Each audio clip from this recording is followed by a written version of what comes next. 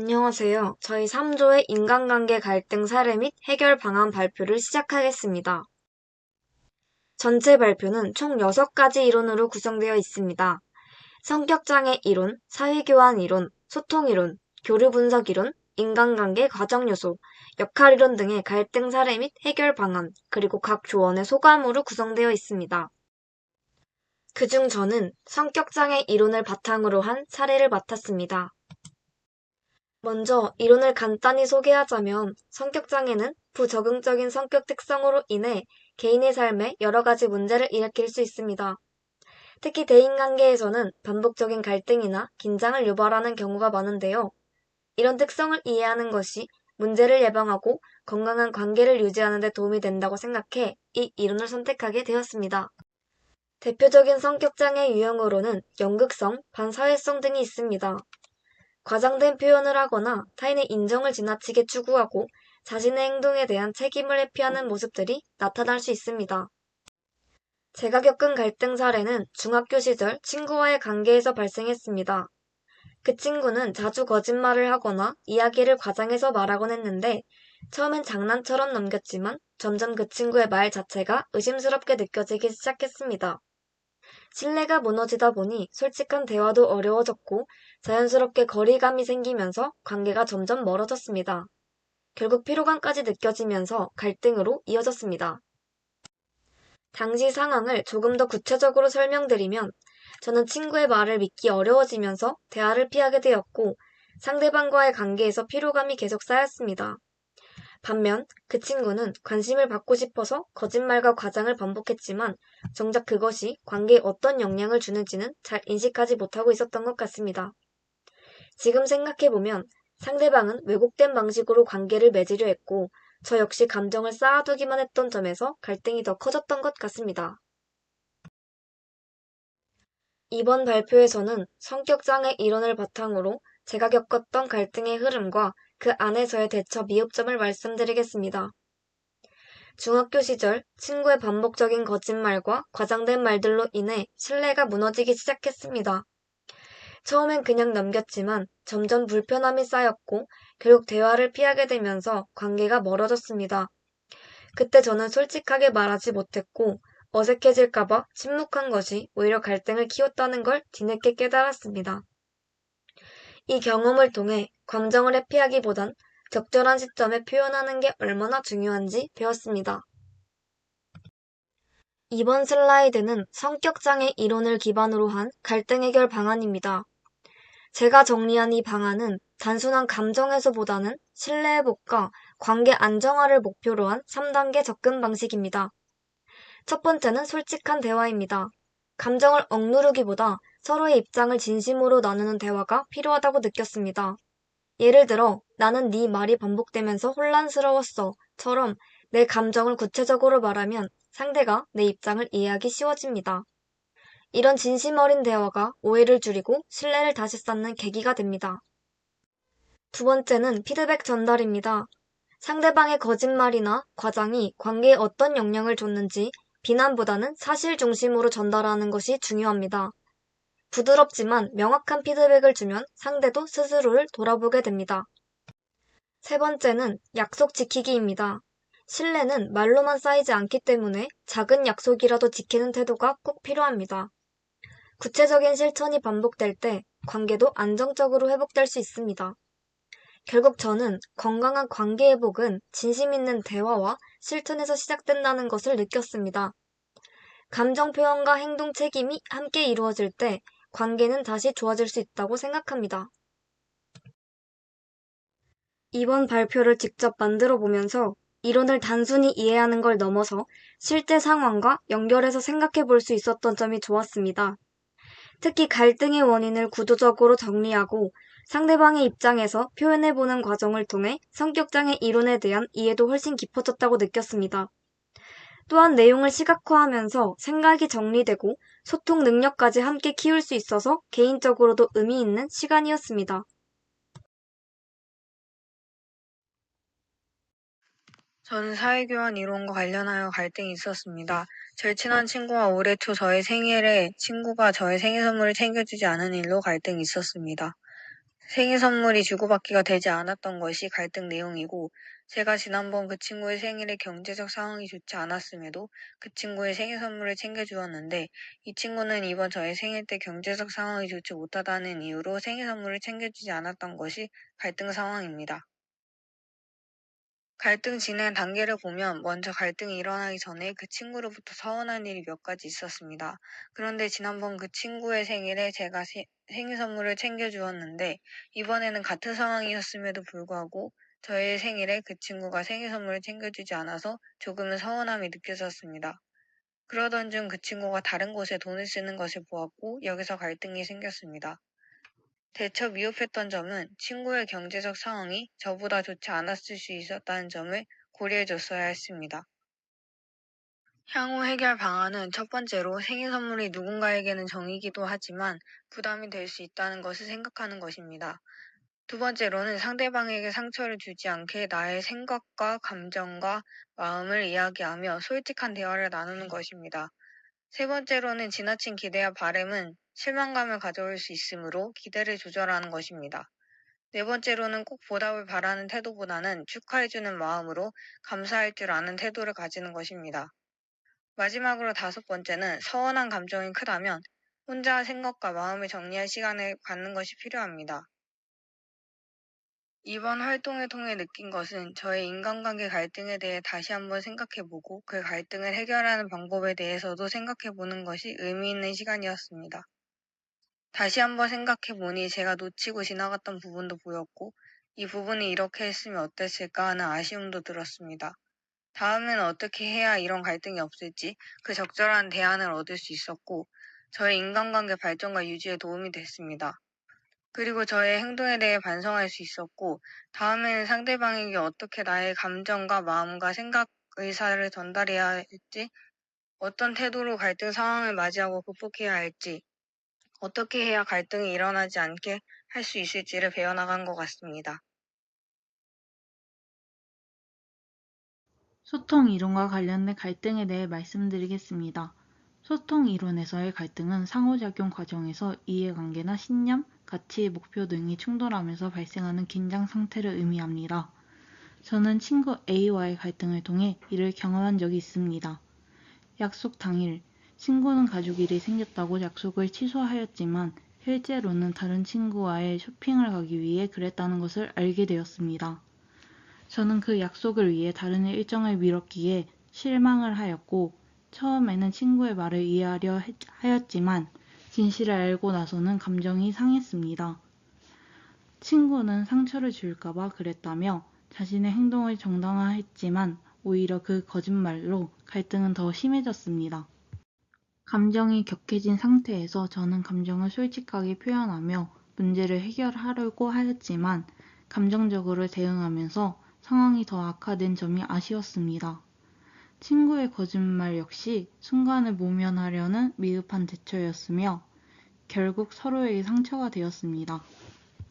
이러한 갈등 상황에서는 솔직하게 대화하는 것이 중요하며 감정을 조절하는 데 노력하고 회피보다는 정면으로 갈등에 대응하는 자세가 신뢰를 회복하는 데 도움이 된다고 생각합니다. 소통 이론과 관련된 프레젠테이션을 제작하면서 일상생활에서 겪었던 갈등들을 이론적 측면으로 해석해 볼 수 있어서 이러한 점이 흥미로웠습니다. 갈등은 적절한 소통을 통해 충분히 해결할 수 있으며 더 나은 관계로 발전할 수 있는 유일한 수단이라는 점을 한 번 더 인식하게 되었습니다. 앞으로 일상생활에서 더 성숙하게 소통을 하여 갈등을 해결하고 조율할 수 있도록 노력해야 될 것 같다는 생각을 하게 되었습니다. 그룹 분석 이론을 선택하게 된 이유는 그룹 분석에 대해 자세한 내용을 모르기도 하였고 더 알아보고자 하기 위해 그룹 분석을 선택하였습니다. 학교 다니기 전의 일이었습니다. 그때는 직장을 다니고 있었을 터라 일에 업무와 직장 내 상사로 인한 스트레스가 쌓여 있었습니다. 기분 전환할 겸 엄마한테 통화를 했었고 내 기분대로 말해주지 않자 엄마한테 화풀이를 했었습니다. 자기는 일도 제대로 하지 않고 매번 힘든 일만 있으면 부려먹고 모르는 거 있으면 물어봐라. 물어보면 왜 아직까지도 이걸 모르냐 이런 소리는 하고 있고 지가 실수할 땐 웃어 넘기는 식으로 피하려고만 하고 자기한테 너무 관대해. 내가 실수 하나라도 하면 어떻게든 물어뜯으려고 주위에 사람 다 불러놓고 화를 낸다. 성인자아 상태입니다. 직장 생활이라는 게 다 그런 거지. 아는 형 있다면 얘기해서 잘 풀어봐. 부모자아 상태입니다. 이런 걸로 형한테 얘기하고 싶지도 않아. 어차피 말해봤자 상황이 달라지진 않아. 아동자아 상태입니다. 그래도 차마 사회생활이 다 그런 거지. 이런 문제도 해결하지 못하면 어딜 가서도 직장 생활하는데 힘들 거야. 뭐만 하면 힘들다 힘들다 하지 말고 참는 버릇 좀 가져봐. 부모자아 상태입니다. 참고 있는 거야. 엄마가 사회생활에 대해서 뭘 아는데. 엄마 회사 다녀보지도 않았잖아. 아동자아 상태입니다. 그런 걸 꼭 다녀봐야 알겠니? 그렇게 얘기할 거면 아빠랑 얘기해. 나랑 얘기하지 말고. 아동자아 상태입니다. 대상은 엄마고 시기는 2년 전입니다. 갈등 내용으로는 이제 저의 입장에서는 상사에 대해 안 좋게 얘기할 때 같이 안 좋게 얘기했었으면 하는 바람이었는데 힘든 일 있을 때 참질 못한다 이런 문제도 해결하지 못하면 어디 가서도 똑같다는 소리를 듣고 엄마가 회사 생활을 안 해봤다는 걸 알고 있어서 엄마한테 사회생활에 대해 뭘 아냐고 얘기를 했습니다. 갈등의 진행 단계로는 이제 갈등의 시작, 직장 내 스트레스를 받아서 기분 안 좋은 상태였고 엄마랑 통화하면 기분 풀어질 줄 알았는데 더 화가 나기 시작했습니다. 갈등의 악화로는 저의 입장에서는 잘 참으면서 업무에 집중하려고 노력을 했는데 엄마 입장에서는 통화 목소리로 화만 내는 소리만 들어서 이런 일에 잘 참지도 못하냐라고 얘기를 했던 것 같습니다. 갈등의 확대로는 이제 아빠한테 연락을 했었지만 엄마랑 비슷한 소리를 했었습니다. 그래서 화가 가라앉히지 않은 상태였습니다. 갈등의 해소로는 그래도 아빠가 사회생활 더 많이 해서 그런지 옛날에 자기도 그랬던 상황이 있었다고 얘기를 해 주었습니다. 어딜 가든 직장 내 이상한 상사 한 명 꼬이는 법이고 시간 지나면 그 사람도 너에 대해 점차 좋게 봐줄 거다라는 조언을 해 주었습니다. 이로써 대처에 미흡한 점은 내 기분에만 너무 빗대어서 얘기를 했었고 기분이 안 좋다고 엄마한테 해서는 안 될 말을 했었습니다. 알겠어. 힘들어도 참아볼게. 어딜 가나 직장 생활 하는데 힘들어하는 사람 많을 거야. 라는 말로 엄마 말을 수긍할 걸 그랬습니다. 엄마는 저 키우느라 직장도 포기하고 가정생활에만 집중을 했던 건데 그런 점에 미안했었습니다.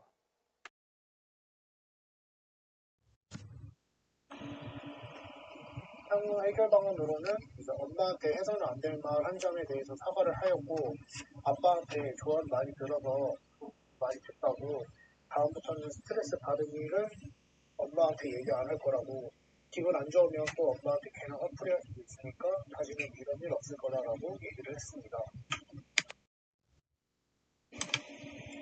소감으로는 교류 분석 이론이라는 주제를 통해 세 가지의 자아 상태가 있고 각각의 성격 및 특성도 있다는 걸 알게 되었습니다. 자아 상태의 성격과 특성을 알면 스스로 해결할 수 있는 방안이 무엇이든지 알아낼 수 있고 꽤 흥미로운 주제 내용이었던 것 같습니다. 그리고 예전의 갈등 상황을 통해 내 자신을 되돌아보는 시간을 가졌던 것 같습니다. 감사합니다. 먼저 갈등 내용과 갈등 상황에 대해 말씀드리겠습니다. 친구와 저녁 메뉴를 정하는 과정에서 제가 친구에게 저녁 뭐 먹을래? 라고 물어봤는데 친구가 아무거나 라고 답변을 한 상황입니다. 친구가 성의 없는 대답을 하여 갈등이 생겼습니다. 두 번째로 갈등 진행 단계에 대해 말씀드리겠습니다. 저녁 메뉴를 고르는 과정에서 뭐 먹을래? 라고 질문을 하였는데 이에 대한 답변으로 음식의 종류에 대한 답변을 원했지만 원하지 않던 답변인 아무거나 라는 답변이 나와서 갈등이 생겼습니다. 상대방의 성의 없는 대답과 원하지 않는 답변을 들어서 친구에게 화를 냈습니다. 세 번째로 대처 미흡한 점으로는 원하지 않는 답변을 들었다고 화부터 냈으면 안 됐는데 화를 낸 부분은 제가 잘못을 한 것 같습니다. 장난으로 넘어갈 수도 있었고 다른 답변을 해달라고 부탁을 할 수도 있었는데 화부터 낸 건 잘못된 것 같습니다. 네 번째로 향후 해결 방안으로는 만약 이런 상황이 또 일어난다면 화부터 내지 않고 친구에게 다른 답변을 해줄 수 있냐고 부탁을 하여 갈등이 생기지 않도록 할 것 같습니다. 화를 낸다고 갈등이 해결되는 것이 아니고 대화를 통해 잘 풀어나갈 수 있는 문제이기 때문에 대화를 통해 해결할 것 같습니다. 마지막으로 소감으로는 일상생활에서의 갈등을 생각하면서 나 자신을 돌아보는 계기가 되었습니다. 친구나 다른 사람들과 대화를 할 때 비속어를 사용하거나 좋지 않은 단어를 사용하는 일이 많았던 것 같아서 일상생활에서의 말버릇, 습관 등을 고쳐나가면서 앞으로 더 나은 사람이 되도록 하겠습니다. 역할 이론을 맡은 글로벌 관광경영학과 2, 3학번 한서정입니다. 역할 이론은 사회학, 심리학, 조직행동론 등에서 사용하는 개념으로 사람들이 사회 속에서 특정한 역할을 기대받고 수행하면서 행동이 형성된다고 보는 이론입니다. 여기서 역할이란 어떤 지위나 위치에 있는 사람이 사회적으로 기대되는 행동 양식을 이야기합니다. 사례는 시험 기간 중 동아리 활동에서 발생한 갈등입니다. 저는 교내 언론 동아리에서 기자 역할을 맡고 있습니다. 평소에는 기사 작성과 발제를 맡아 책임감 있게 활동해왔습니다. 하지만 이번 중간고사 기간 시험과 과제가 겹치면서 시간이 터없이 부족해졌습니다. 결국 마감일에 기사 원고를 제출하지 못했고 2개씩 준비하던 발제도 하나만 제출하게 되었습니다. 이 상황에서 편집장은 저에게 책임감이 부족하다며 지적했고 담당 교수님도 회의 중 불만을 직접 표현하셨습니다. 저는 개인적으로 학업이 가장 중요하다고 생각했고 그 상황에서 나름대로 최선을 다했다고 느꼈습니다. 하지만 동아리 내에서는 제가 맡은 기자 역할을 제대로 수행하지 않았다고 판단한 것입니다. 이 사례는 역할 이론에서 말하는 역할 기대와 역할 수행의 불일치로 설명할 수 있습니다. 저는 한편으로는 학생으로서의 역할, 다른 한편으로는 기자로서의 역할을 동시에 수행하고 있었고 그 사이에서 역할 갈등이 발생했습니다. 특히 시험 기간이라는 제한된 자원 속에서 학생 역할을 우선시했고 이는 편집장과 교수님의 역할 기대에 부응하지 못하는 결과로 이어졌습니다. 이 상황에서의 갈등 발생 단계는 다음과 같습니다. 먼저 1단계는 갈등의 잠재적 원인입니다. 시험과 과제가 겹치면서 발생한 시간 부족이 갈등의 시작이었습니다. 2단계는 인식 단계로 마감일을 넘기고 발제수를 줄이자 편집장과 교수님이 문제를 인식하고 불만을 갖기 시작하셨습니다. 3단계는 감정 단계입니다. 편집장은 책임감 부족이라 지적했고 교수님은 회의 중 공식적으로 문제를 언급하셨습니다. 이 과정에서 저는 억울하고 부담감을 느꼈고 감정적으로 위축되었습니다. 4단계는 행동 단계입니다. 저는 시험 기간이라 어쩔 수 없었다는 식으로 방어적인 태도를 보이며 명확한 설명이나 사과 없이 상황을 넘기려 했습니다. 결국 5단계인 결과 단계에서는 저에 대한 신뢰도 하락과 팀 내 역할 재분배 가능성이 제기되었고 관계가 점차 멀어지는 결과를 낳게 되었습니다. 이 갈등 상황을 되돌아보며 대처가 미흡했던 점도 분명히 있었습니다. 첫째는 사전 조율 부족입니다. 시험 기간임을 인지하고 있었음에도 불구하고 미리 편집장과 협의하거나 일정 조정 요청을 하지 않았습니다.